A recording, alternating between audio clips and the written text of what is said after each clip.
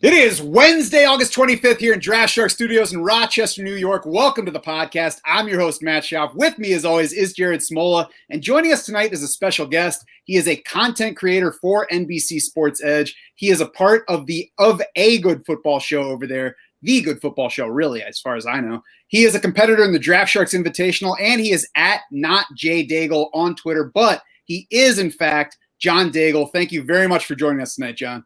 Thanks for having me. The DS Invitational actually came just like 72 hours after I had pulled the 8 wide receivers in a row with you in the room, Matt. And it was a different strategy for sure. If anything, what other people perceive as overdrafting Lance in the Invitational. So we'll see how it all pans out. But it's always interesting because, again, and I preach this on the Good Football Show, whatever you want to call it, just to be pragmatic always. And both of those rooms allowed me different strategies. And I just go with the room. I literally just take what the room gives me. And if that ends up being last, that's fine. But I always prefer to zag when everyone else zigs. And that's just the way I'll keep drafting. That's so refreshing to hear. It's so refreshing to hear someone, not like I'm going zero running back no matter what. I'm gonna and I support all of it. But to tell someone to go into the draft and do it, that's just wrong in my opinion. Just literally be pragmatic, be able to change. I always say it on the podcast, but if you can memorize Anchorman movie quotes, you can remember 4 draft strategies. It's really not that hard. So literally go into every draft knowing that if these players go or if this position goes, you're going to pivot to this. It's that simple. Yeah, if you can wow your kids with recalling song lyrics from 5 different genres, then you can draft different ways for a different draft room. We were talking about golf before we got on the show behind the curtains, and I will say it's kind of like if you have in your mind, you step back, you envision your shot, but you also have to sell yourself that shot. You have to literally be committed to that shot. Otherwise, you probably will screw it up to begin with if you don't truly believe in it. Like, let's say I do something. We'll talk about all these players, but I don't believe in Antonio Gibson as a running back at the end of the first round, the first, second round turn, right? I still think that's a little too greedy to grab him. Like you're hoping. And I prefer not to have hope in my draft strategy. I prefer evidence where I can add it anyways. But if I am hoping and I take him there, then I need to believe in that too. So even if I don't actually believe in it, I try to sell myself that I believe in it, if that makes any sense. And I'm like, okay, I drafted Gibson early, and thus I have to believe that he's getting the third down role, and thus will be a top 7, top 5 back. What do I do next? And that's how I draft. Even if I think I'm wrong, you have to convince yourself because you already made the pick that you're right, and then make your team as if your predictions are right. So go ahead, Jared. Yeah, I feel like we've talked about that concept quite a bit this offseason, just drafting assuming you're right. Because that's how you win. If you're hedging throughout your draft, it's a good way to come in 3rd place or 4th place. But you're trying to win your league, like you said, John. You have to assume that Gibson picking the first round hits, and then build the rest of your team assuming that. It's best ball.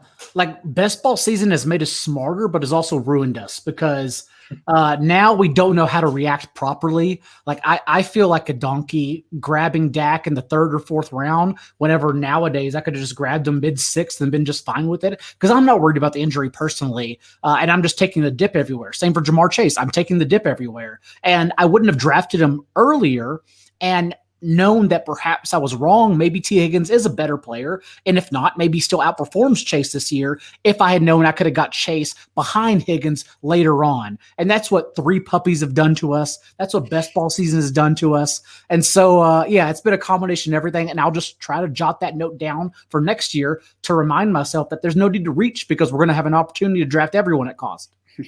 I feel like the biggest issue for me on that front too is thinking you spend so much time thinking of players in terms of shares. I want to get some exposure to him. I want to get some exposure there. And then you get to this season where it's like you got to treat each draft as its own individual draft. And sometimes it's a little tough to say, okay, I definitely like this guy better. If you're choosing between these 2 guys, you're going to want to lean this way as opposed to, I get 70% of this guy and 30% of this guy.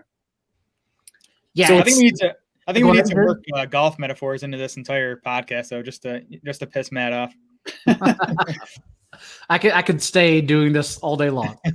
I thought John was going toward like a Caddyshack 2 experience there where he was hitting Antonio Gibson from way back and then just while it was winding its way to the hole. And I mean, I think that if you're applying a Caddyshack 2, maybe that's the wrong draft strategy.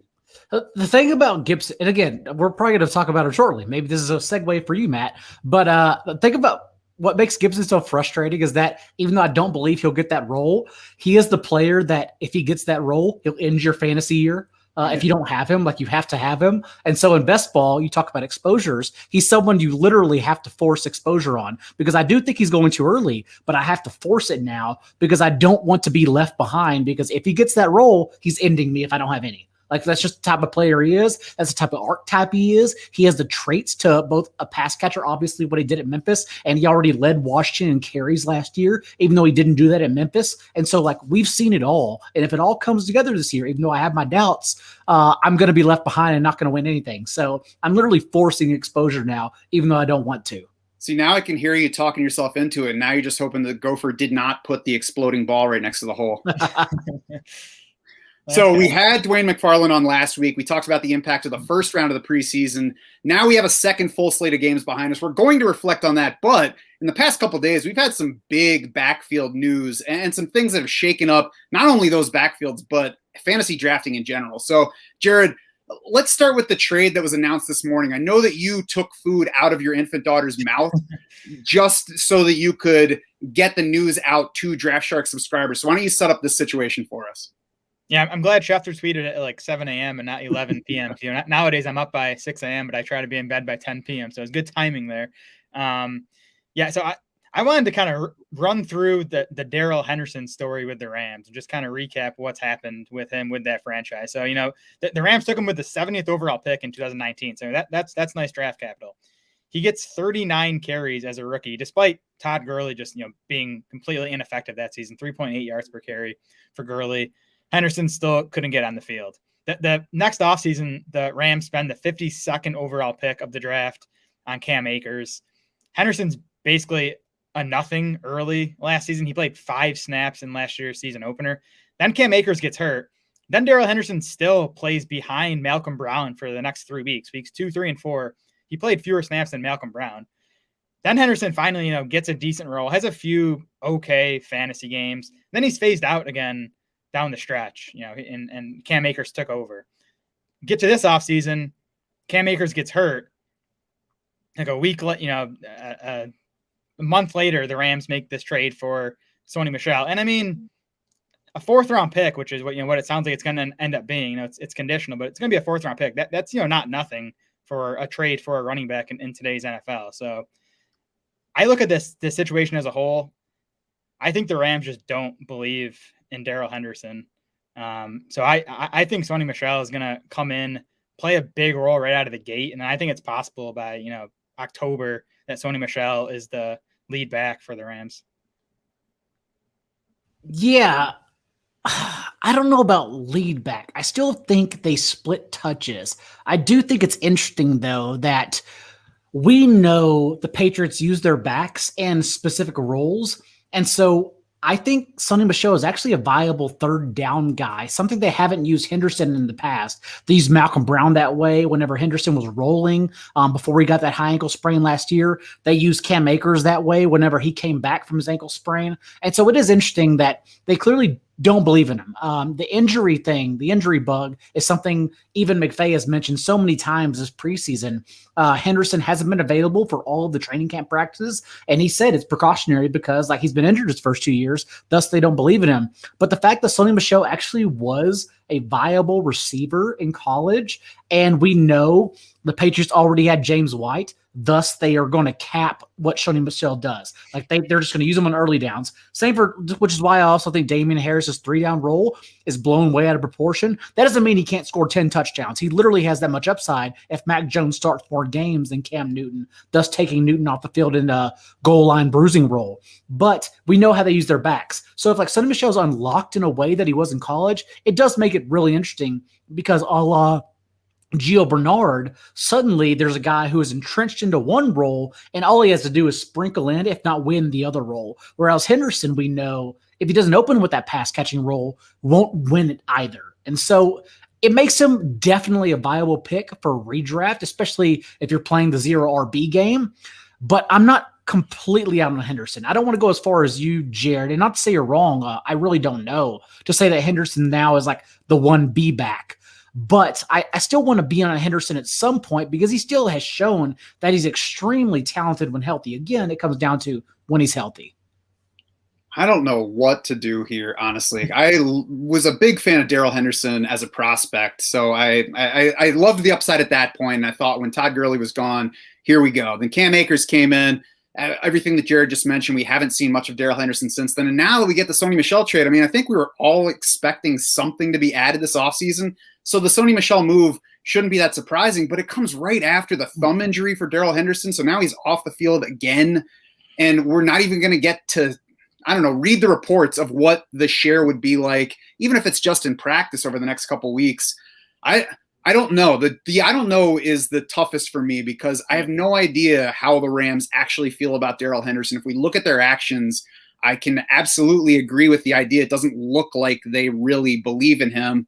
Maybe he's still the best back there. I mean, we don't really know what they think about Sony Michel yet, and we think that he can probably do more receiving than what the Patriots let him do, but we don't know what the Rams think about that. So the I don't know makes me scared before I know where these guys are going to go in the draft. I agree with John. I don't want to be out on Darrell Henderson because I think he's a very good player, and I think this is an offense where we're going to want the running backs. But if he's not getting out of round, I guess 5 at this point, it's going to be tough to be in. John, where do you think that you're taking the leap on Darrell Henderson right now? I pushed him down in my rankings earlier behind James Robinson after what we'll talk about here in a bit, the Jaguars backfield news. I have him behind Mike Davis and Chase Edmonds now. So he's pretty much jammed in between RB 25 through 30. And again, I don't know if that's me giving up on him so much as so I just hate every other running back besides that. So like then you have to get to the 40 range, and that's when we start talking about the guys we've liked all best ball season, like Nyheim Hines, James White, Gio Bernard, guys we know have singular roles, but also aren't going to get what I perceive to be 12 to 15 touches like Henderson. Previously, I would have said 15 to 18 touches. So I'm not out just yet, but yeah, I genuinely don't have a strong opinion either way. I don't know if this makes me draft Michel. That's the thing. Jared, how do you feel about that? Yes, I'm just looking at where our updated rankings came in. We have Henderson at running back 24 in PPR, which to me that feels too high. Like I want him lower, but then I look at the rankings and like he's just ahead of Kareem Hunt and Myles Gaskin, which I mean I can't say I'd take Hunt and Gaskin over Edmonds straight up right now. He is, John, like you mentioned, he's right behind Mike Davis and Chase Edmonds for us. I'd take those two guys right now over Henderson. So to me, that makes Henderson like a 6th, 7th round pick. Michel for me is in that like 8-9 round range. Like he's in those guys in with those types like Jamal Williams, James Conner, who are, probably going to start on like the 1B side of a committee. But I think, those guys have the potential to earn more. I guess Conner especially, but among those guys, I think Michel has the highest upside. I mean, this is a backfield we want pieces of it. It's been productive throughout McVay's time there. Really besides that 2019 season when Gurley was just washed up. So I'm still going to be wanting to take shots on these guys. I did an underdog draft this afternoon. Henderson still went at like 4.11 and Michel went at like 7.12. So those spots were both a little higher than I was willing to pay on either of those guys. It may be biased too that I need to put aside. Just the fact that drafting Sony Michel in a redraft, like it's never ever worked out or been fruitful. So maybe I need to put that behind me. I will say the Rams do have the league's easiest projected rushing schedule, which is why I was all in on Cam Akers previously. And as we got closer to week 1, which is why I was always all in on Darrell Henderson. And that obviously they added someone now with conditional picks, which we know the Patriots absolutely love. They've just fondle over conditional picks. And so, yeah, it definitely makes me back off Henderson a little bit. I wish I had a stronger opinion for you on Michel, but right now it's just someone that I need to wrap my head around which round he should be going in because I really don't know which range I would draft him in. Yeah, to me, Michel and James Conner look extremely similar. I mean, we'll see whether he has that prominent role, but it looks very similar. They look like the same player. They both can run hard. They both can catch passes. Both of them, we need to see exactly what their role looks like. And both of them are in offenses where we probably want to have some running back exposure. So I don't know. I think as long as Sony Michel's in the range where I'm looking at James Conner, that's where I'll take him. If he goes ahead of that, then I'll just let somebody else do that, and I'll take the running backs that are sliding, such as Jamal Williams.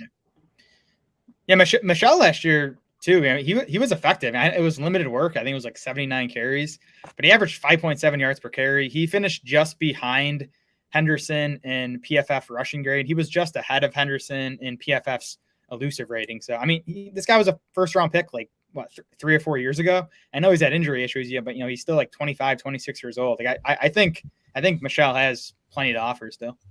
I had told Zach Reeson this on Twitter earlier too, that Sonny Michel actually has looked good last year, but just going by film takes and this preseason.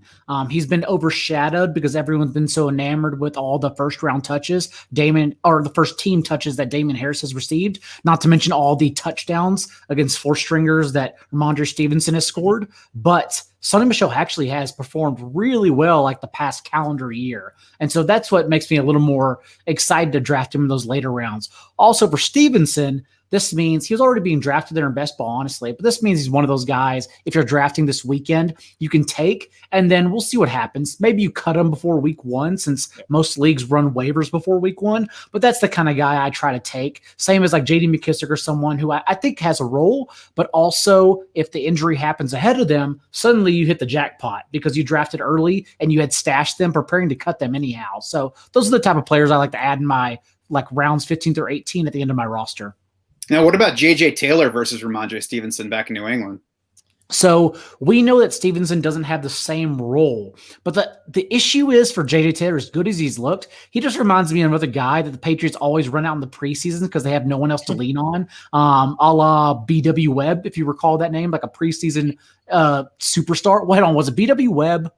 Is that a basketball player? He's a cornerback. Yeah. He's a cornerback. No, okay. I'm going to have to look this up a second. There was a running back with similar initials that they used 3 years ago, I believe, 3 or 4 years ago, and he had the same skill set as J.J. Taylor. All they did was throw him out there for every single touch because, like, they don't use the guys that matter in the preseason. It's the way Bill Belichick has always run his team. So I still, even with the fumble with Stevenson, like, I still wonder if he actually has a role over anyone. And same for J.J. Taylor. Like, I have no idea if he's going to be active on game days because Brandon Bolden is still on the roster, correct? Correct. Yep. Yes, that's what I thought. And Brandon Bolden, we know, is going to be active because he's like a special teams ace, and like he plays that same role as well. So I just really don't think I count for Taylor much, honestly. Yeah, I heard one of the Patriots beat writers compare Taylor to Deion Lewis. A guy who is going to contribute more in the passing game, but he's not like James White, where he's like just passing game. Right. Now, I think it was is it Jeff Howe of The Athletic that's the Patriots guy? He kind of wrote in their reaction piece to the Michel trade that, he thought Taylor might be ahead of Stevenson still. But then I've read practice reports from today, and Stevenson was kind of second in line for carries behind Damien Harris. So I do think Stevenson's going to be, the number 2 big back in New England. Mm-hmm.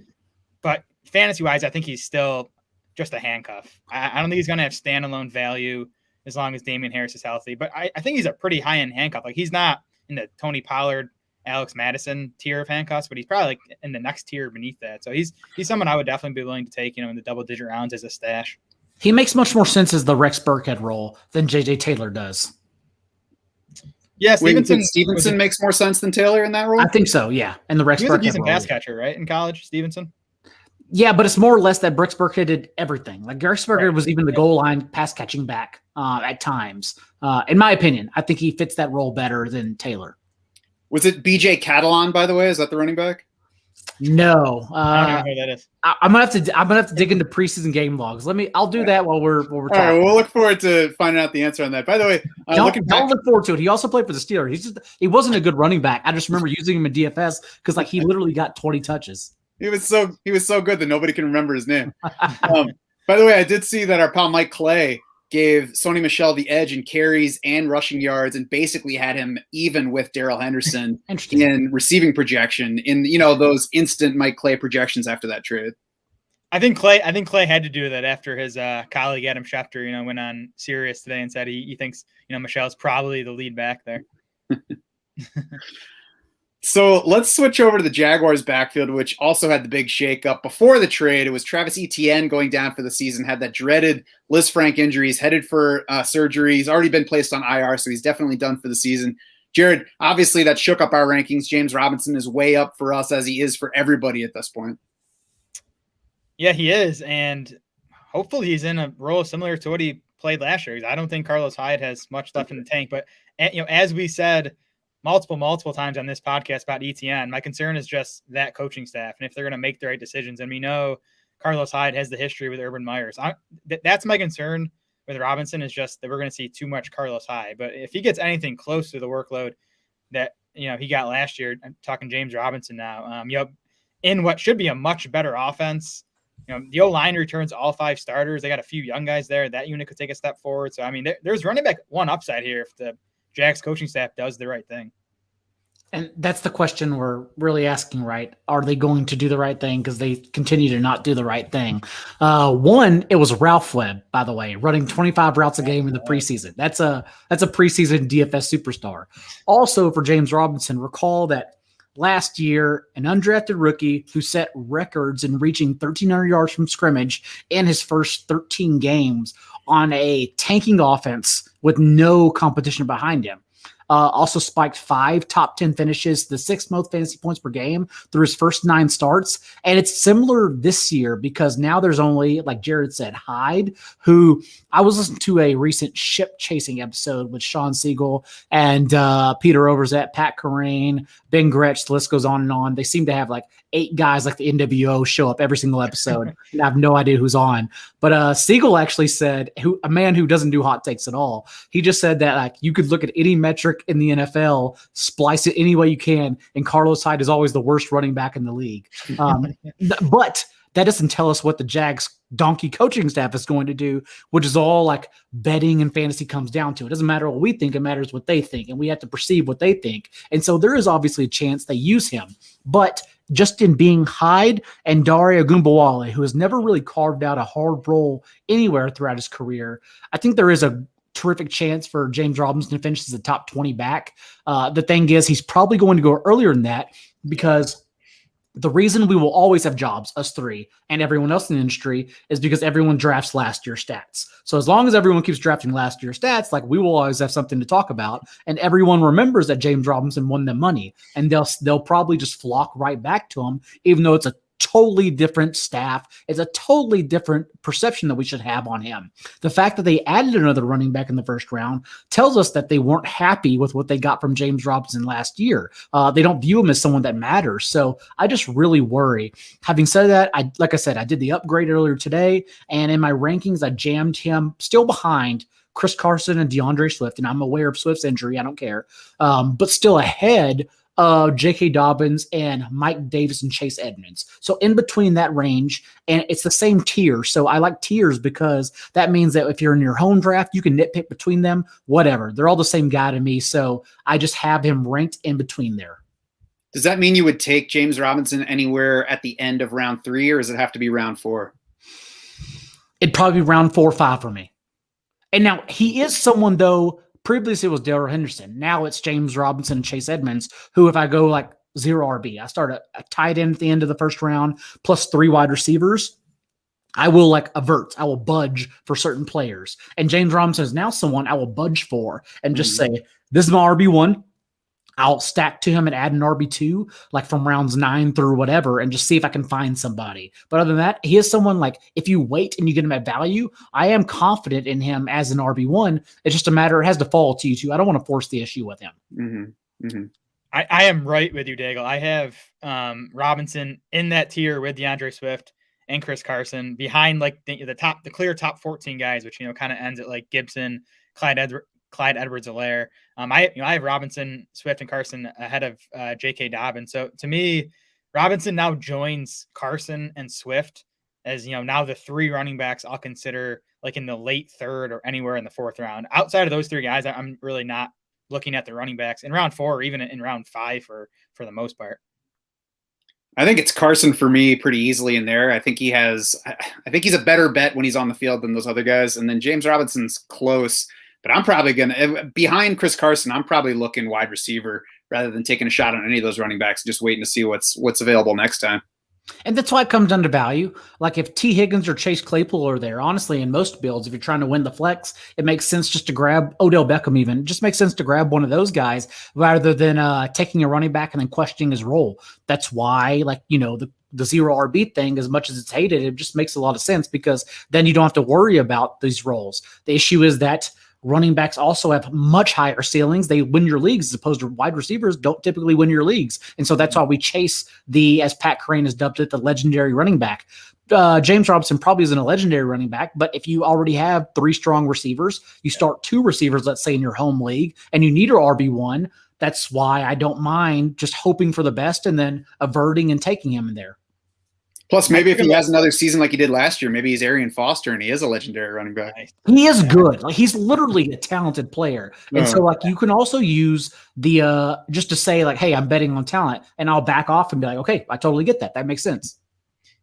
Yeah, I took him at 4-4 in that underdog draft I did this afternoon that I mentioned as my RB2. So I got to admit, it's the first time it's ever worked out for me. I was in a big dog slow draft this weekend, and that news came down, and we were in the 10th round, mid-10th, and I grabbed him.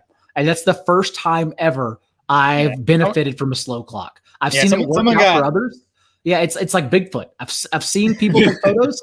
I've never seen it myself, and I saw it this weekend. It was great. Yeah, someone got Sony Michel in the 18th round of a slow FFPC draft that just wrapped up today. So I was not happy about that. I missed them by like 2 picks. I happen to have Trevor Lawrence and Marvin Jones too, and so it worked out. It's never going to work out like that ever again in my life. Nope. It worked out. Nope. Well, let's move on from those fluid situations, and let's talk about some of the teams, some of the players that we've now watched through 2 rounds of preseason games, and think about what that's doing to our drafts and what we should expect from them. Let's go to the Dolphins passing game first, and Tua Tagovailoa. We talked about him specifically last week with Dwayne. So, John, how do you feel about Tua? I guess first, how did you feel about him in that passing game coming into this preseason, and has it changed at all through 2 games? I've always had him quite high. I've just used a simple mantra saying Tua has looked like a rookie who was injured and didn't receive offseason reps. Like that's what he played like last year. And go figure, that's who he was. And so I always still believed him as the number 5 overall pick. No big deal. And now having added Waddle, Fuller to go along with Devontae Parker, my confidence has never wavered in him once. I wish they were all healthy. That way we had a better perception of this first team offense. Because right now it's just juggling a lot in between Will Fuller changing teams after a year in which historically, it was bad to chase wide receivers who changed teams. And DeAndre Hopkins and Stephon Diggs changed that notion. Maybe, we don't know, but maybe not because they changed the notion altogether, but because it's DeAndre Hopkins, Stephon Diggs. Like it's two of the top 5 wide receivers in the entire league. So when they change teams, it probably just doesn't matter. But is Will Fuller in that category too? Can he go anywhere and still be Will Fuller? I have no idea. And so that's kind of like if you draft him right now on blind stats, like that's what you're banking on. And so I really don't know. I don't have confidence in either direction. Waddle and Gesicki are also interesting because Waddle was at full strength in week 1, played 19 to 23 first team snaps from the slot. And that's why Mike Gesicki, I presume, maybe I'm writing this narrative in my head, Jared, maybe you can correct me here.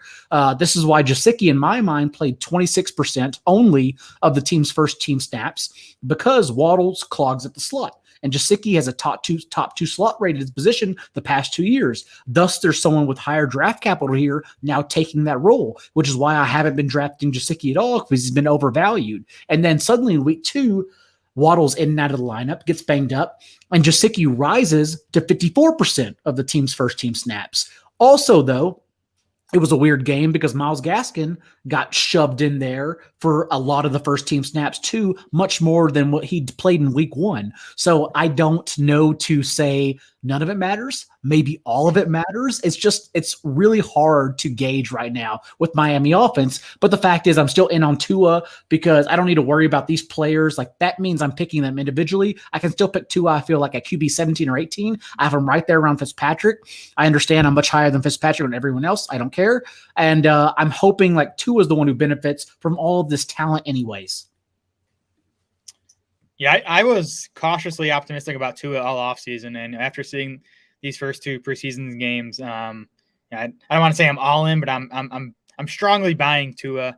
71% completion rate, 8.3 yards per attempt. He's definitely pushing the ball down the field more than we saw last year, which is nice. And he's done that in the preseason, by the way, without Devontae Parker or Will Fuller, who have both been, out with minor injuries. So yeah, Tua to me, like if I'm looking for a quarterback too, behind Justin Fields and Trey Lance, Tua is kind of like my next target. And then, yeah, I think to me, all the wide receivers are pretty nice buys. I mean, they all come with their issues, and most of them are durability related, but they're all cheap. Waddle and Fuller are like in the mid 40s as far as wide receiver ADP. Parker's like into the 50s. So I think taking shots on those guys. I think one or maybe multiple of them are gonna return a profit on their ADPs right now. I think they all look attractive for best ball. I think it's going to be a frustrating wide receiver core for a lineup setting league. I got to say, I'm less interested in the whole group as we get into the regular season. And I've said before, Devontae Parker is my first choice just because he's the cheapest among the three of them. But I think that they're all cheap enough that you can make an argument for any of them. John, you hit on the backfield, though. Myles Gaskin, after giving us frustrating exposure in the first week, was different last week. What are you making of that backfield right now? And are you touching it or just staying away from it? I have been taking Gaskin wherever he's fallen. Because again, remember, this new era of best ball season, it means that everyone overreacts to players within like 2 hours, and does like every player dips or goes too high. And we can take advantage of that as long as we just keep playing, even recreational $1, $3 best balls. You could easily take advantage of those ADPs. But the fact that like Gaskin, like I said, was sparsely used week one. Malcolm Brown was used on every third down, every goal line carry over him. And then in week two, they came back and Gaskin was in on he split third down snaps, I should say, with Savon Ahmed, and then also played all three snaps of the team's backfield first team snaps inside the 10-yard line. I genuinely don't know if they were just trying things out after they saw Brown, but Flores seems to be intent on using 2 to 3 backs anyhow. 2 is the best case scenario, in my opinion. And that doesn't make me want to draft Malcolm Brown, who has really never been useful. Like, I don't get higher on him. I get lower on Gaskin. And then when he falls to the 8th round or lower, that's when I start taking him, because he's still a 0 RB candidate. He's still someone, if we remove Malcolm Brown from the equation, then it's not guaranteed, but we at least know that they had confidence in Gaskin last year for a 20% target share. I know it was from Ryan Fitzpatrick, but that in 18 touches per game in the half a season he was healthy for. And so that's kind of what I'm hoping for still when I draft him at value, if he's still a value. But before the 7th round, I haven't been touching him since week 1 of preseason. Yeah, I mean, week 2 of the preseason was better for Gaskin, much better, but it still wasn't great. I mean, they still used all 3 backs with the first team offense. Gaskin and Ahmed both ran 8 pass routes with Tua, so they were splitting the passing down work. Brian Flores basically said after the first preseason game that it's going to be a committee, and he said it's going to be a 3-man committee. I think Malcolm Brown might eventually get phased out because I just don't think he's very good. Like, even just watching that second preseason game, Gaskin and Ahmed looked very good to me, especially in the passing game.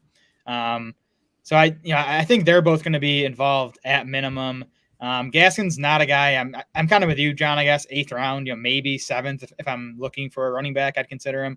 Ahmed's a guy I've been taking super late though these past few drafts. Again, I just like how he looked, and even if he's the 35% guy in this backfield committee, I guess talking best ball still, he could still be useful. Season long, he's probably no better than a handcuff, but Ahmed's more interesting to me than Malcolm Brown right now. And in redraft, he's kind of the guy you take and have confidence in, but you're never going to really use probably unless Brown is out of the way. But again, it doesn't have to be injury. It can just be because he's Malcolm Brown. He gets out of the way. Yeah. Yeah. And I mean, I have pointed at times to them signing him immediately in free agency, but last year they traded for Matt Breida. They signed Jordan Howard. Both of those guys busted. So it certainly doesn't necessarily mean anything. It's been more of a whoever's there late thing for me with the Dolphins backfield, but I agree with you guys. If Gaskin gets to round 8, it's tough to argue against him, because if he doesn't pan out from there, he's not killing you, and you're taking him ahead of guys like Zach Moss. So no big loss there. And we were in the situation with Jordan Howard with the Dolphins last year. Like, we know, like, that role, that type of player, it just doesn't matter. So he's never going to provide value on your fantasy roster. Really, you're drafting the players behind them in hopes that sooner rather than later, the person in front of them gets out of the way. And so that's why I'm drafting Gaskin still at that range, because I really assume that Brown will be out of the way sooner rather than later. Yeah, and the best argument for taking Brown, I think, was always that he was going to get the red zone, the goal line stuff. And as you said, John, it was Gaskin who got that in that second preseason game. So if Brown's not getting that. There's kind of just no path. And fifth or sixth running back in a best ball league is much different than a fifth or sixth running back in a redraft league. Like Brown is literally just clogging roster from so much upside. I'd much rather have a receiver, have 3 or 4 running backs and a wide receiver that isn't playing yet, that I know if an injury happens in front of him, he could explode, than I would Brown. We'll see if the target share that Malcolm Brown got for the Rams last year is a good sign for Sony Michel's outlook with his new team. Sticking with the backfield theme here, Antonio Gibson, John, you kind of mentioned him earlier. What do you make of the way that they have used Antonio Gibson through 2 preseason games? Yeah, Gibson is he's such an interesting player this year. I can't remember being so encapsulated by someone I was down on. And I think it's because I see all my sharp friends in on him. And I just want to be a part of the party. I just want to have a good time with my friends. But I also trust my own research and just everything that that's leading me to Gibson. It's like nothing I'm excited about, especially for what everyone's willing to pay. Like I said earlier, at the first, second round turn right now. In the preseason alone, it's a double-edged sword because Gibson has had 11 carries and 4 targets on 24 first-team snaps with Ryan Fitzpatrick, but also he's only had 1 third down touch compared to 7 for J.D. McKissick. The one being a 3rd and 1 situation where, of course, he's the bigger back. They put him out there and they just let him bruise his way to a first down. No big deal. Keep the chains moving.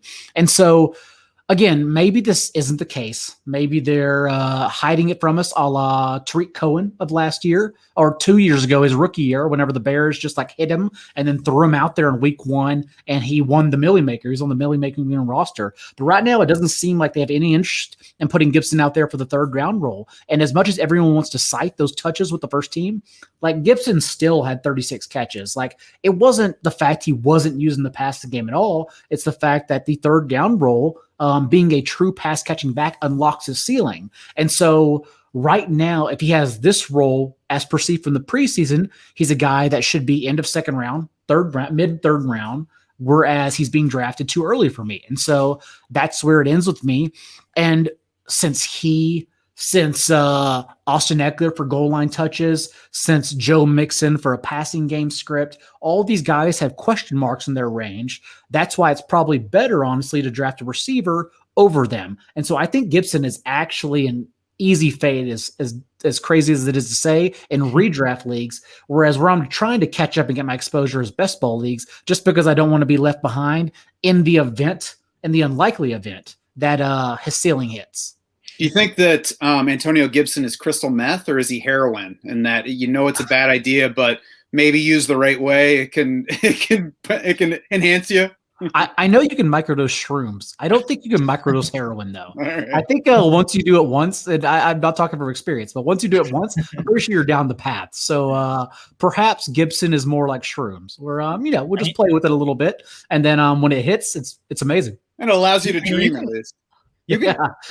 You can join the anti-Gibson party with us. I mean, we don't have heroin or meth at this party. But see, that's the thing. Like, I don't want to be anti-Gibson because he is a great player. And if you could tell me he's going to get that 3rd down role, I'll probably actually have him as my RB5. So I just throw him up there over Derrick Henry and Saquon Barkley and all those others, Aaron Jones even, and just be like, no, he has every role I want. Why would I be low on him? But now it's a question mark. And so I don't want to hate him. I don't want to fade him because like he has all the right tools. It just seems like, man, it just reminds me of what we were doing for Joe Mixon 2 years ago. It's like wish casting. And my point is, if you're going to wish cast, if you're going to hope for a role, even though like we have no idea, this year you can hope for CEH. And this came before the ankle injury, of course. Right. And CH is supposed to be ready for week 1. So you can make this subjective. Like maybe you still don't want to draft him because you're worried about the injury. That's fine.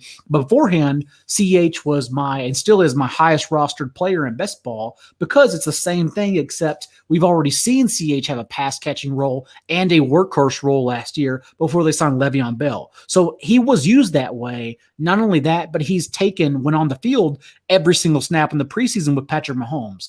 Even this past week before he got injured, he was on the first 6 snaps, including 3rd down. He got injured, got taken off. They put on Darrell Williams. And so like what everyone's hoping for Antonio Gibson to be, it's actually happening with CEH and no one wants to pay attention. And so that's kind of where I'm just like, no, just take this other guy because it's happening right now. Yeah, well, Gibson is needed to get to the end of round 2 for me to be truly interested in him. Anytime before that, it's been a receiver or another running back. Well, the two guys I can't take Gibson over are Najee Harris and Joe Mixon, because I think those guys have the role that you want Gibson to get. Mixon and Harris are not coming off the field. They're going to be 80+% snap guys. Harris is always there in the mid-second. Mixon usually gets to like the late second. So that's kind of why I just haven't been able to get much Antonio Gibson. I have, like you, John, forced myself to take a few shares, but I'm definitely underweight on him, and I'm okay with it. I'm just going to need Mixon and ideally Harris to outscore him this season. And it's the same as CeeDee Lamb, even though like I could envision CeeDee Lamb being a top 5 receiver next year. So like we're drafting him over Justin Jefferson and DK Metcalf. Like that's easily explainable, actually, especially with Michael Gallup as a free agent. So I don't mind reaching for CeeDee Lamb, but still I'm not comfortable internally with it. So I'm just having to force myself there. And those are the type of players like I really just don't like taking. Mm-hmm. Bills backfield now, Jared. What have we seen in terms of the share between Zach Moss and Devin Singletary lately? I mean, we've seen Devin Singletary looking, I think, as good as he's ever looked at as a pro. PFF actually has him number 1 in their rushing grades among 65 running backs with 10+ carries this preseason. Kind of matches what I've seen out of him. And, Zach Moss didn't play in that first preseason game. He did play in the second one. Devin Singletary played all 10 snaps on Buffalo's first possession, ended up outsnapping Zach Moss 21-12 with, what kind of amounted to the first team offense. Josh Allen didn't play. It was Trubisky in there, but Singletary in that game looked like the clear lead back. The question to me is, were they kind of easing Zach Moss in coming off that hamstring injury? So, John, what are you doing with the Bills backfield now? Who do you have ranked higher among Moss and Singletary? I'm still of the opinion I cannot believe people are suggesting to draft one or the other. Just let them fall and take the second one. Like this doesn't have to be hard. The Bills backfield averaged the 4th fewest combined touches per game, only 21.5 last year. And Moss and Singletary played 14 games together, and Moss merely out-touched Singletary 119-117 in those 14 games. Singletary actually out-targeted Moss in those games, 38-21. But Allen, as we know, throws deep. He doesn't check down. He had a 9-yard depth of target the past 2 seasons, and that's why the Bills running backs average the league's 9th and 4th lowest target share the past 2 years. And then if you go to the goal line roll, Moss outcarries Singletary 11-3 inside the 5-yard line last year, but in those 14 games they were together. But Allen actually had 8 carries inside the 5-yard line because we know he takes away carries. And so add that to that they add Matt Breida, and I know Brian Dable. We've talked to the right people. I know Brian Dable has said good things about Matt Breida and wants to give him a sprinkled in explosive role because Moss and Singletary are not explosive guys. They break tackles. That's what they do, but they're not fast. They don't make splash plays, which is what every backfield needs. And so Breida is going to have a role. It just tells me that we shouldn't be high on any of them. And so like the very beginning of Marquez Callaway and Traquan Smith, like Trey Sermon, Raheem Mostert right now, like the Jets backfield, I think it's bad practice to take a stand. Just let someone fall to you in an ambiguous situation and just draft him. And, majority of the time, I feel like we're going to come out right in those situations. And so I draft Singletary over Moss because I don't think either of them matter. Well, that brings us, you had transitioned us to the next one on the list. That's the Jets backfield. So it doesn't sound like you're in on Michael Carter there. I mean, they just have phased him out so much, especially like Tevin Coleman was absent for personal reasons the first game. And then he comes back week 2 of preseason and he plays 10 snaps behind Ty Johnson's 12 snaps, right? And so the fact that they continue sprinkling in Ty Johnson into a big role, like he's playing the pass catching role right now, which is what we thought at the very least Michael Carter would have. Whereas Carter didn't play at all in week 2 of the preseason. I just worry about his 3-down perception. I was high on him. I was drafting him like 4th, 5th round, 2 rounds earlier than ADP in April and May. And I genuinely think I was wrong. And so I corrected in my rankings, and now I'm adjusting moving forward because it doesn't seem like they're interested in him at any point as a 3-down option. Yeah, I don't say didn't play at all. Of course, you mean the first half of that game, did play in the second half, but not with the first team at all. Yeah, I don't think this Jets coaching staff ever planned to, have a 3-down true lead back. LaFleur is from the Shanahan coaching tree. Shanahan, prefers committee backfields. I think that was always the plan here. We've seen it in the first 2 preseason games, like you said, John. It was Ty Johnson and Michael Carter in game 1, splitting first team reps. It was Ty Johnson and Tevin Coleman in game 2. So I think that's what we're going to get. That kind of fits what Michael Carter is anyways. I mean, he's a smaller guy. He was never going to be a 20-touch guy as a pro. I don't think he'll ever be that. And you're totally right. That's why I like to, Matt, that's why I also like to make sure I correct myself throughout the process, because sometimes it can blend in. Like even last month, I was struggling with blending in my best ball rankings and my redraft rankings, when this year especially, it's 2 totally different formats. Like the players you would draft in best ball are so much wilder than redraft this year. And so I think what happened is that in March and April, because I've been drafting that long, a lot of us have in the industry, Michael Carter wasn't even like an NFL prospect, despite scoring X amount of touchdowns behind Javonte Williams in North Carolina. He was still going in like the 12th to 15th round. And so, again, I love drafting in March and April pre-draft because you take shots on any rookie. You could even make a case for Tutu Atwell if you want as your 8th receiver and just hope he lands in earlier rounds, and suddenly his ADP rises and you got the better value. And that's what I was doing for Michael Carter. And then so I probably baked that in thinking he had a 3-down role, and now seeing him in the preseason, I don't think that's the case at all. So even for redraft, I generally don't even know if I'm going to be trying to take him. I just think he's going to be someone on my radar, but like not reaching for him and just seeing where he falls. And if he's at the right spot, sure. Otherwise, he's not someone that I think I'd mind ignoring at all. Yeah. I agree with that, and I love drafting all year for all those reasons, although now I'm looking back and seeing some single-digit round Kenny Gainwell that I don't feel so good about at this point in the year. Switching back to the passing games, we were going to talk about the Broncos, and that one cleared up in between when we started the notes for the show and when we actually started recording, because now Vic Fangio tells us it's going to be Teddy Bridgewater as the starting quarterback. I already know how Jared feels about this. So, John, how do you feel about this for the receivers in Denver? I actually love the move. I genuinely thought they rigged the system for Drew Lock. I was shocked when they said Teddy Bridgewater is a starter. But the fact is, the Broncos have the league's easiest projected schedule of opposing pass defenses this year, and Drew Lock gets you nowhere. We've seen 6 full games of Courtland Sutton. I know it's a small sample, but Courtland Sutton has finished 1 game inside the top 38 receivers in those 6 games with Drew Lock.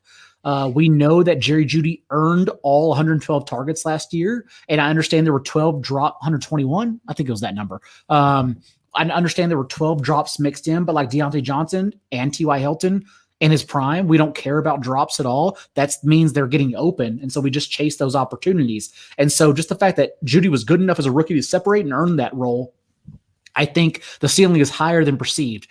Just in having that easier schedule and now a quarterback who can complete passes, whereas Drew Lock could not complete passes. It seems simple logic, but the fact that everyone struggled to get there and it took this long was worrisome. And so I'm quite high on Jeudy in particular. I think it helps him a ton. I don't need to go fighting for Courtland Sutton. I'm going to hope he gets healthy. I'm going to hope it works out and Bridgewater throws more.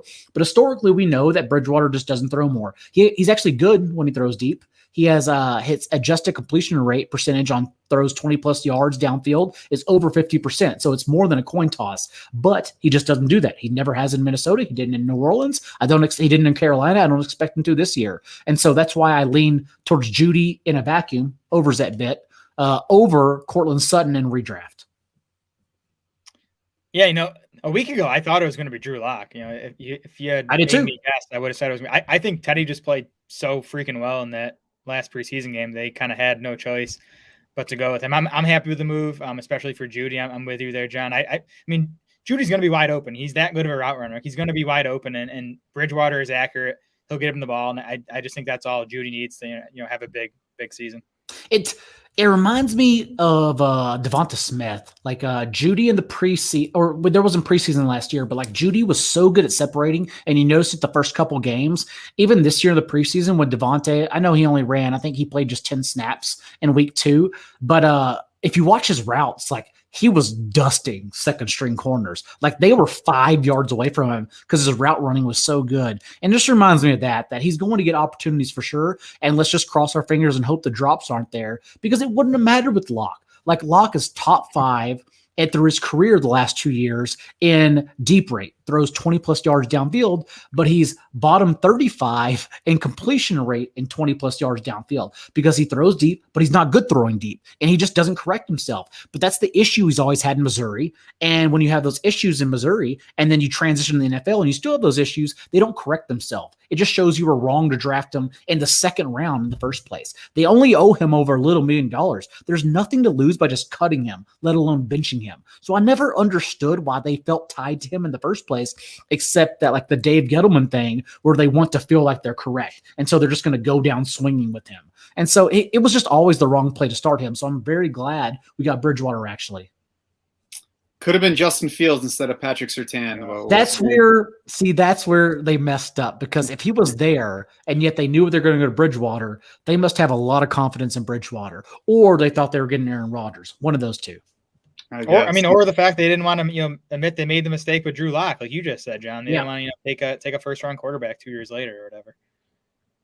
And I guess we'll see how many teams feel bad about passing on Justin Fields, but that's another discussion for another time at this point.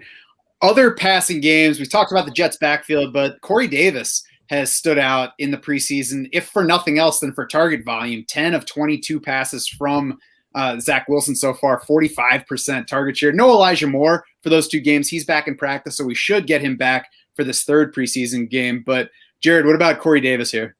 Yeah, I just want to note this. I don't know if you guys follow 32 beat writers. They're like one of the best Twitter followers this time of year. But they posted something this afternoon. It was like, who's your guy at each position? And the leading vote getter at wide receiver was Corey Davis, which is hilarious to me because a month ago no one wanted to draft this guy. You can get him in round like 14, and now he's like everyone's guy just because of what we've seen in the preseason. So it's possible I'm going to be priced out on Corey Davis now.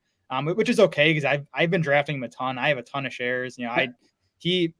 Former number 5 overall pick. He's still in his mid-20s. He was very efficient last year. He was 5th in yards per route run. Jets give him a big contract. Like I always thought he was going to be their number 1 wide receiver. Now I think it's a toss-up between him and Elijah Moore. But I like Davis. I think he's like a nice wide receiver 4. I don't know where he's going in drafts right now. If he's like a 7th, 8th rounder, I'm probably going to have to be out. I was going to say, has he climbed much this week? Because I've backed off drafting this week a little bit. John? So I'm in a slow draft main event right now. So for those that don't know, $1,900 entry for Vegas with 4-4's Connor Allen and Ryan Noonan.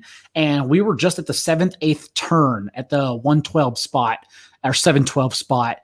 And Davis is going there because that was where we almost had to take him. It came down to Jalen Waddle, Corey Davis, a couple others in that range, Michael Gallup, Marvin Jones, like that range right there is basically where he's going because we knew if we didn't take him there, and we didn't take him. We went with Jalen Waddle instead. That was a Connor ruling. We had a big text thread argument about it. You can go to 4-4 and read about it. I basically almost defriended him because I don't believe in that pick. But who did you want? I wanted to go AJ Dillon. I thought because there were 10 receivers went before us. And so again, I just go whatever the room gives me and I hope it's right. I don't care about my own player opinions to an extent. And so the fact that everyone took receiver ahead of us, I was just like, okay, let's just go with AJ Dillon here. And then maybe we get to flex him if Aaron Jones is injured. They weren't having that. So we went Jalen Waddle, whatever. Don't care. My argument is that Jalen Waddle is Mecole Hardman. He is Marquise Brown. He is Corey Davis. They're all the same guys. So why would you reach for one of them? Just wait and see which one comes back. There's a great chance Rondale Moore finishes ahead of all of them. So why would I reach for somebody when I can just get someone later? That's my argument. Anyways, though, that's the range he's going into the 7th round. And I don't know if I'm comfortable with him there, even though it is noteworthy. Everyone says the 10 targets on 13 routes from the preseason. That's impressive, by the way. That is actually catches my attention. 10 targets on 23 first-team snaps. I think it's also important to note that every other receiver on the team that has worked with Zach Wilson has just 1 target. No one has eclipsed 1 target. And here is Corey Davis with 10 targets. Tyler Kroft is 2nd in target share from Zach Wilson in the preseason. So the fact that he's not looking anywhere else and he's only looking at Corey Davis, that's it's pretty significant, honestly. Well, to me, that's just another reason to love Elijah Moore. Like a healthy Elijah Moore is going to be the second option in that passing game. If not, again, I think it's going to be a 1A, 1B situation with Moore and Davis. I think it's a coin flip who leads that team in targets. I agree. And would you draft Elijah Moore over Corey Davis in redraft? They're right next to each other in our rankings. Yes. I lean Moore. And there's no reason other than I just feel like he has the higher ceiling as the rookie that, we haven't seen yet. It sure sounds like he was the best player in spring and summer when he was healthy. So if it made me pick, it'd be Elijah Moore. But, if we're talking multiple best ball drafts, I'm definitely, going to pretty much split it 50-50 between those two. Wasn't Corey Davis missing some of that time with injury too, though? I think he missed time in the spring, right? Yeah. And Moore returned to practice on Tuesday. And like the moment he came back, Connor Hughes, Rich Kamini, they all just immediately tweeted about Moore making like a big 50-yard grab. Like he just shows up and makes plays. And so I still think the correct move is drafting Moore over Corey Davis, but also your home leagues, those listening better than we do. And the fact is like probably Moore's going to go well behind Corey Davis. So just wait and like take that value in my opinion. And really, they're probably both going to go a little bit later than that 7-8 turn that you're talking about. I mean, even in our current ADP from FFPC main events, they're both in the middle of round 9. So if they're climbing from there, you can expect to find them in round 9, maybe round 10. So there could be value on both of them. And at that point, if you're picking 2 reserve wideouts, take both from the same team and see what happens between them in terms of who gets the targets. Yep. Terrace Marshall is the next wideout on our list. John, what do you think about what we've seen from him so far through 2 preseason games? Oh, baby. Robbie Anderson's extension actually like kind of drowned out the happiness because that means like he has a very clear role. We know they're going to extend DJ Moore. He's still extremely young and uber talented. DJ Moore actually has the 6th most receiving yards of any player combined over the past 2 seasons. It's the touchdowns. That's why he hasn't finished higher than 15th in fantasy points per game because he doesn't score touchdowns. Maybe that's a role thing like Jacoby Myers with the Patriots where they just take him off the field in the red zone, even though the Panthers, as we know, struggled in the red zone immensely last year. So I still have faith for at least one more year that DJ Moore can spike double-digit touchdowns. But it kind of like made us less excited about Marshall. Having said that, the fact how they're using him in the preseason right now, not only has played 60% of his routes from the slot, thus being used outside as well, just like he did in college. He played 74% of his routes from the boundary in 2019, and then under Joe Brady, that historic offense, and then was moved into the boundary for 73% of his routes in 2020 to get him more targets before he got injured after his 5th game, I believe it was. But also, he's played 28 snaps in the preseason so far, and he hasn't blocked once. He's run around on all 28 snaps. When they put him on the field, they let him play. And I genuinely think he's basically their sub for Irv Smith. Or I'm sorry, not Irv Smith, Ian Thomas. Ian Thomas finished 9th in routes run among tight ends last year, which is a crazy number considering he was just getting that Rich Rebar cardio. He wasn't doing anything. He was just running routes. And now they have a bigger, more prolific first-round talent in Terrace Marshall. He didn't go in the first round, but that's where he got the grade from before his medical red flags. And so I think he takes Ian Thomas's role from the slot and as a red zone monster who could actually lead the league or lead the Panthers in touchdowns, honestly. So I'm quite high, even in redraft on Terrace Marshall, honestly. I think he can carve out a little 50-yard touchdown per week role for himself as a flex option. Yeah, man. A year from now, we could be talking about this Panthers wide receiver trio was like one of the top 5 trios in the NFL with Aaron Rodgers and not Sam Darnold too. It's gonna be great. Man, that would be sweet. Yeah. Yeah. I mean, Terrace Marshall to me, like I don't know if anyone just based on the eye test has like exceeded my expectations more this preseason than Terrace Marshall. He just looks like ready to make an immediate impact, and there's room for him. I mean, Curtis Samuel had 97 targets last year. Marshall could soak up a lot of that, and Moore and Anderson still maintain their target shares for last season. So yeah, Marshall's a guy.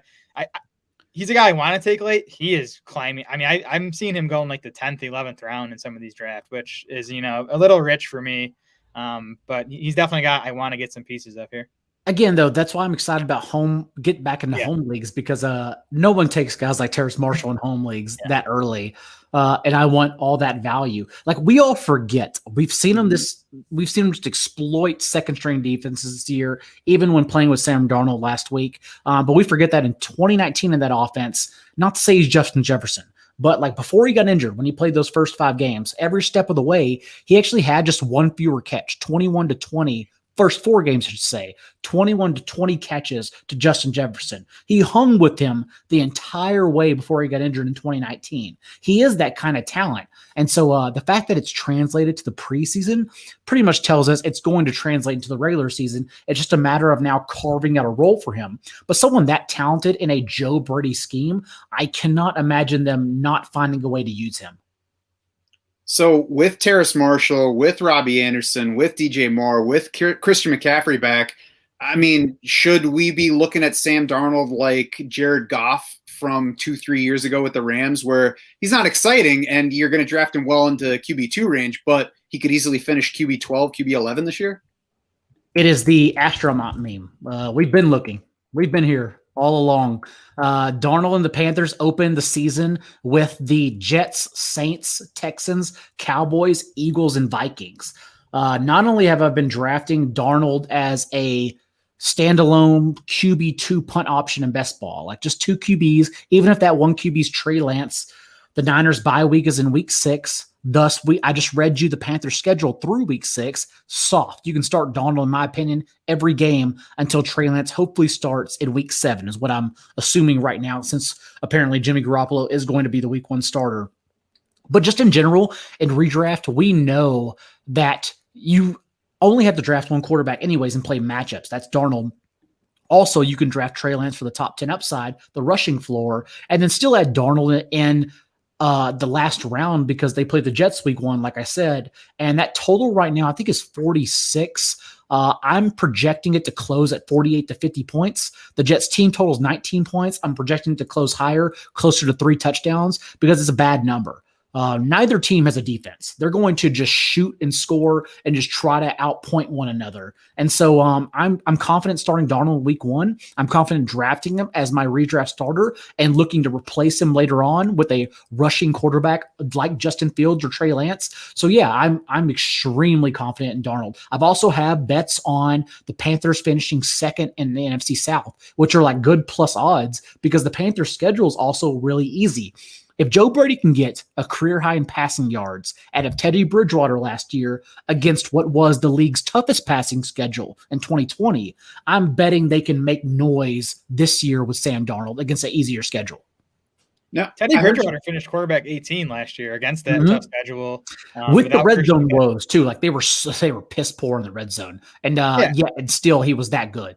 Yeah, no Christian McCaffrey, and Terrace Marshall could prove to be an upgrade on Curtis Samuel right away. So I mean, and you could argue that Sam Darnold might be better than Teddy Bridgewater. I mean, we haven't seen it yet, but I think you can blame that on Adam Gase. So. We've all been doing this a long time, and so I know Sam Darnold didn't grade good in prospect models because turnovers are sticky.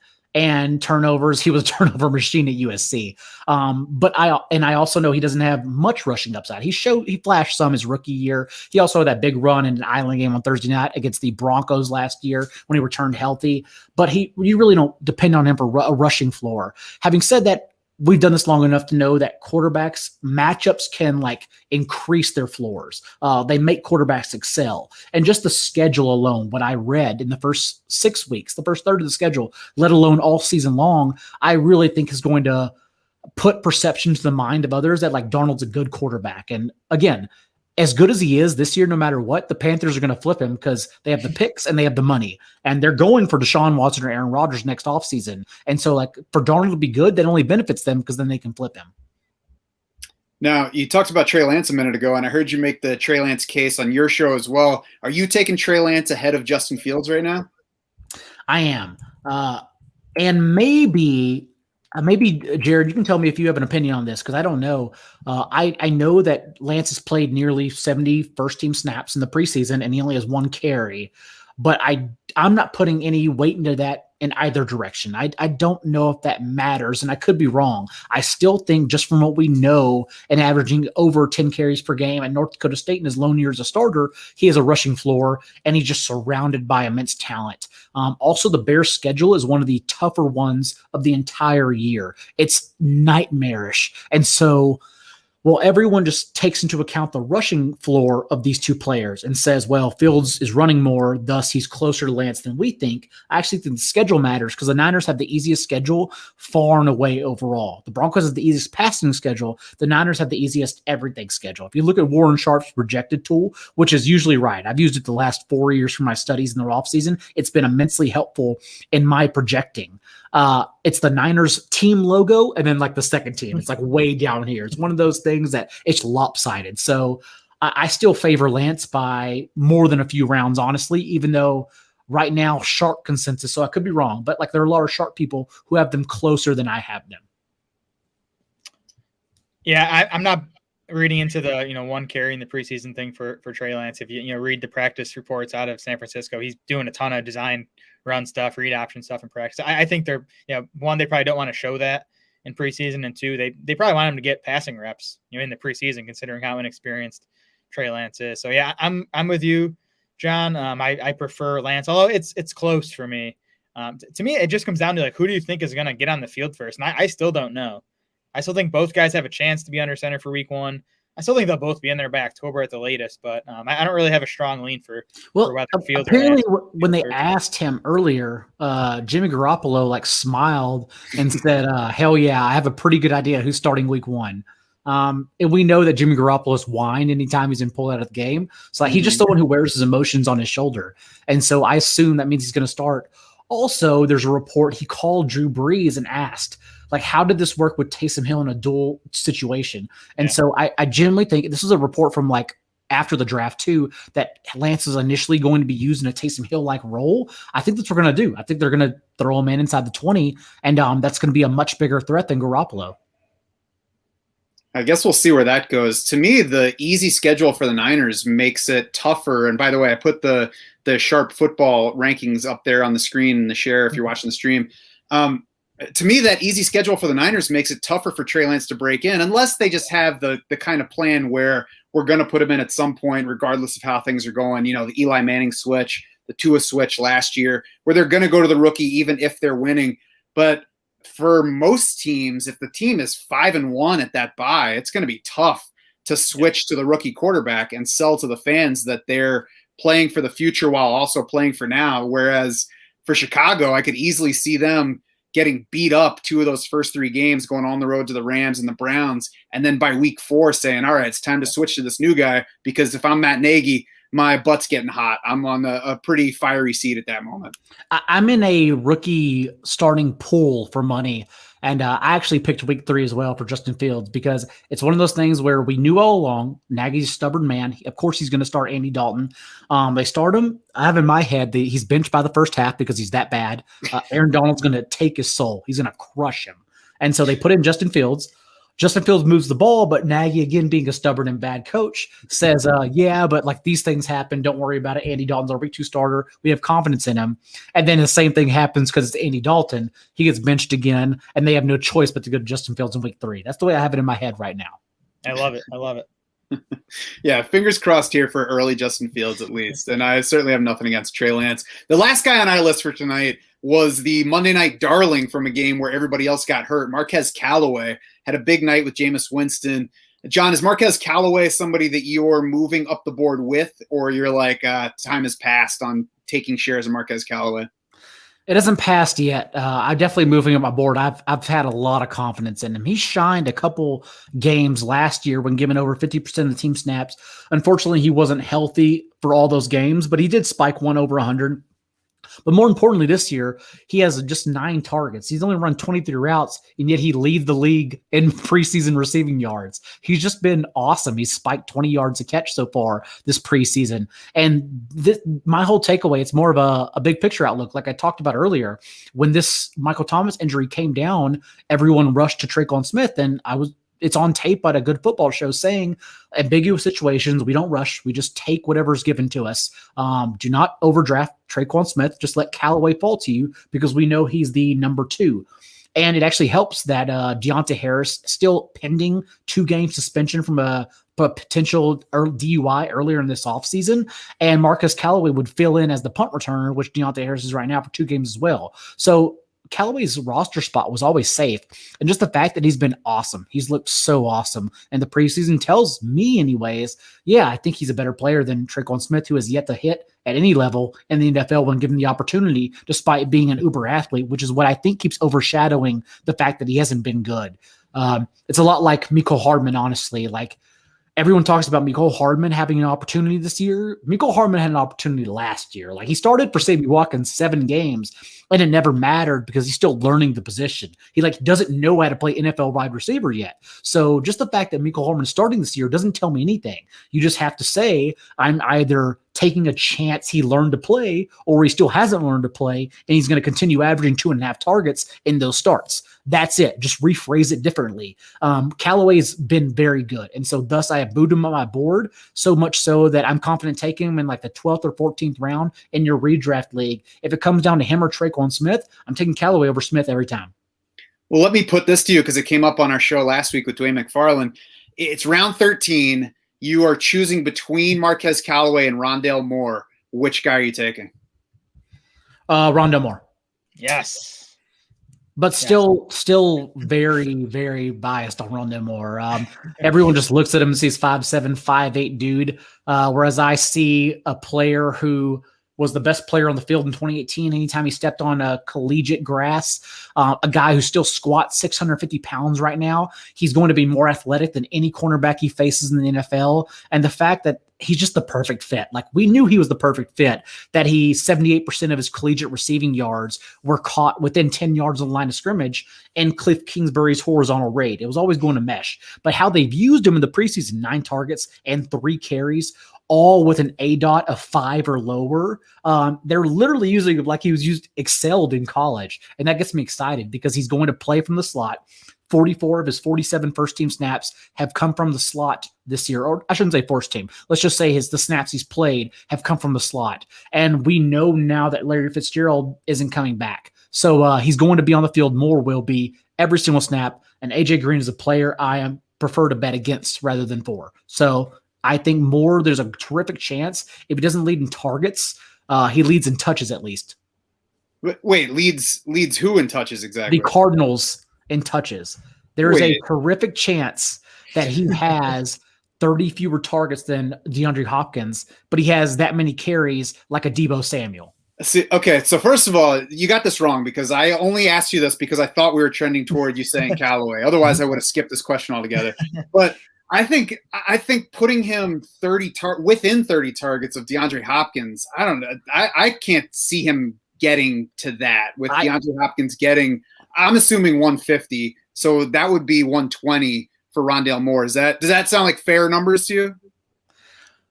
So what makes me so confident, that's fair number.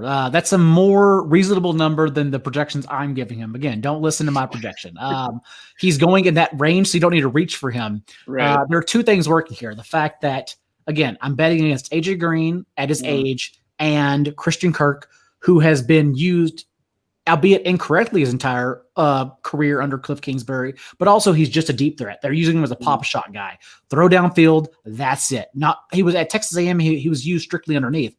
Also, the fact that, again, I listened to FF Contrarian, the great Sean Siegel, the inventor of zero running back, initially in 2013, and he mentioned in a main event draft that he couldn't believe people weren't taking Rondale Moore in the 5th round.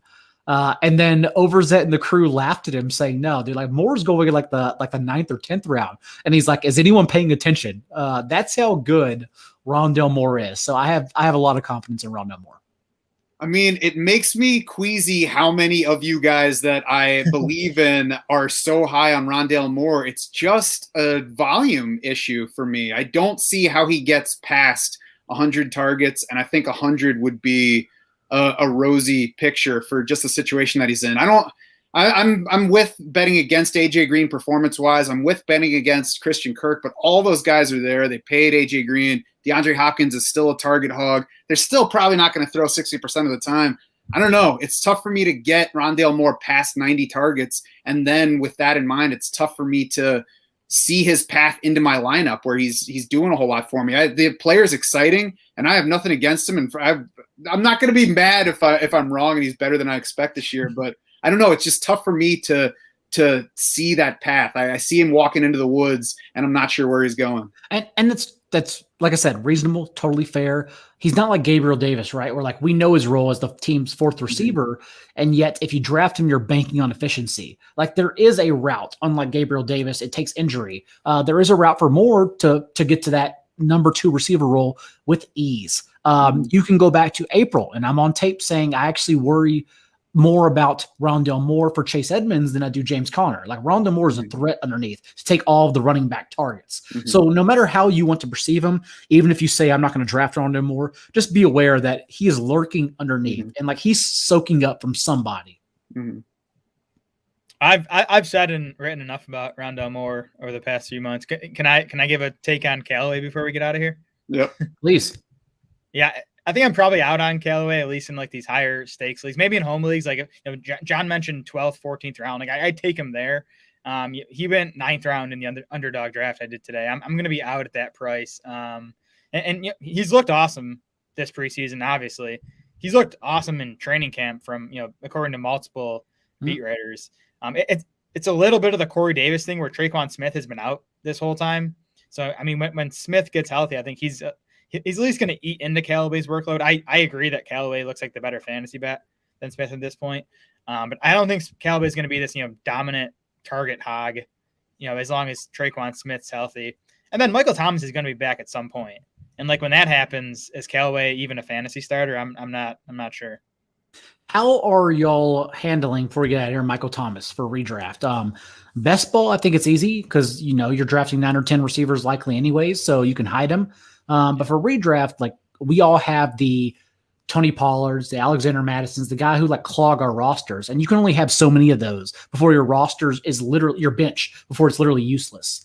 And Michael Thomas is someone who, if he's out 6 games, their bye week is week 7, or week 6, so he wouldn't return until week 8, Monday night at home, and it's against the Bucks anyways. And then if you have him, you have to make the decision, is he fully healthy? Like a Keenan Allen, like last year, he said, yeah, I'm healthy, and he showed up and he was not healthy at all. And so it just creates honestly more headaches than you would want in drafting him, but it's still Michael Thomas. If he shows up and he's Michael Thomas, suddenly like that's a league winning guy at the back of your bench you've held on for 8 weeks. So I'm just curious how you're handling him. I'm more willing to take Michael Thomas than I am Tony Pollard or Alexander Madison, because I know that once he gets into the lineup, I know what I'm getting. The question is, does he get back into the lineup? I have to expect that he's going to miss half the season. And if he gets back before that, then great. I don't think that I've been the Michael Thomas drafter. I think where I would take him is if I already have either 3 very good receivers or 4 receivers that I like, and then he's still there in like round 9, round 10, and I can stash him as a 5th. I'll take him there. What about you, Jared? I can honestly say since the Thomas surgery news, I haven't even considered taking him in a draft. He just hasn't gotten to a spot in a draft where I'd consider him. I'd take both Jets wide receivers over Michael Thomas. I'm taking Darnell Mooney over Michael Thomas. I'm taking Marvin Jones over Michael Thomas. So I don't know. I don't want to be sitting on a guy doing nothing for me for the first half of the season. And even when he gets back, like, is he healthy? What does this offense look like with Jameis, or is it Taysom at that point? Like, there's just too many questions for me. I don't want to deal with Michael Thomas. What about you, John? Yeah, I find myself taking him if he's around in redraft in my wide receiver 5, depending on my build. I don't mind that. But again, when you take him, one, you have to understand you can't drop him. You took him literally not to drop him at any point. Unless he's ruled out for the year. And then also you probably still need to add 2 or 3 more wide receivers after you take him. So your job isn't done at that position just yet either. You probably want to end up, let's say you start 3 receivers and have 1 flex, or 2 receivers and 2 flex. You still want to end up with 7 or 8 receivers in a redraft team, a 20-round redraft team. So it's a lot of work. That's how I treat him. But again, you have to understand that you can't drop him. You have to treat him like Nick Chubb his rookie year, where Carlos Hyde can get 25 carries. It doesn't matter because you're hoping for something to happen. And so that's kind of what you're hoping for Michael Thomas.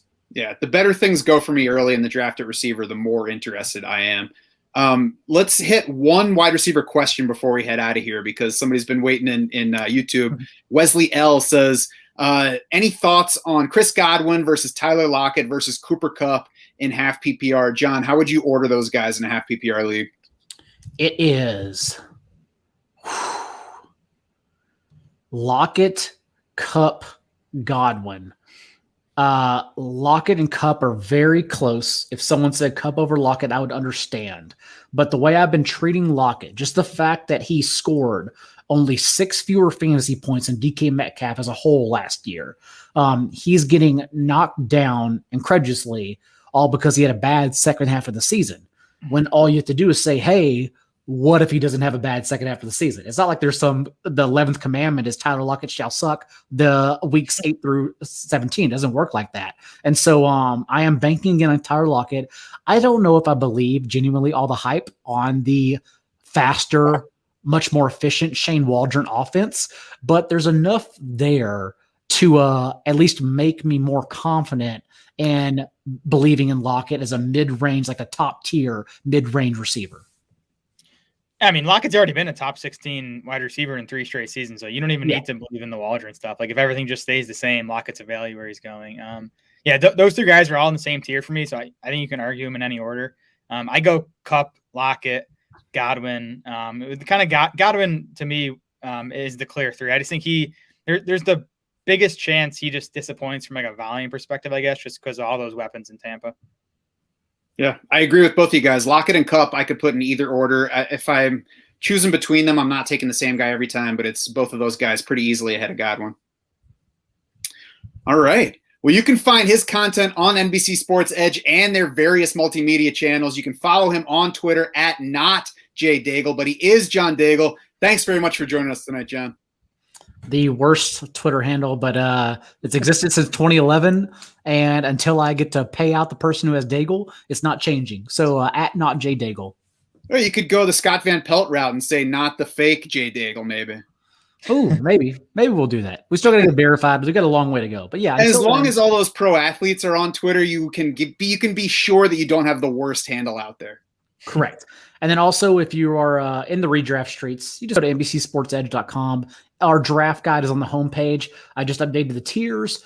Also for free, my best ball tiers, if you're still in the underdog streets, are right there for a CB or CSV. You can download and put into your rankings. It's all there at the worst Twitter handle at @NotJDaigle.